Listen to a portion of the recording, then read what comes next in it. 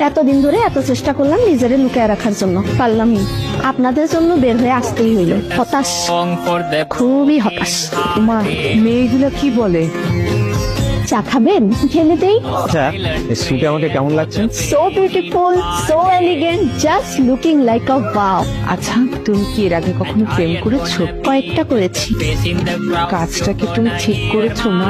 না, আমি নিজেকে নির্দোষ প্রমাণ করতে চাচ্ছি না। যখন জানি আমি দোষ করেছি, তখন আমি কেন নিজেকে নির্দোষ দাবি করব? আমি দোষী। আমি কি আপনাদেরকে একবারও বলেছি আমি নির্দোষ? তখন আমার আবেগে কাজ করেছিল, বিবেকে কাজ করে নাই। বিবেকটা কাজ করলে পৃথিবীর সর্বশ্রেষ্ঠ আদালত হচ্ছে মানুষের বিবেক। তখন যদি আমার বিবেকটাই কাজ করতো, তাহলে আমি এত বড় ফাঁকের মধ্যে জড়িয়ে যেতাম না। তুমি লেখাপড়া কি করেছো? জি, প্রাইভেট ইউনিভার্সিটিতে। ভাগ্যিস আমার বাবা মার অঢেল টাকা ছিল না, তাহলে আমাকেও অনেক টাকা দিয়ে প্রাইভেট ইউনিভার্সিটিতে পাঠাতো অশ্লীলতা শিখাতে।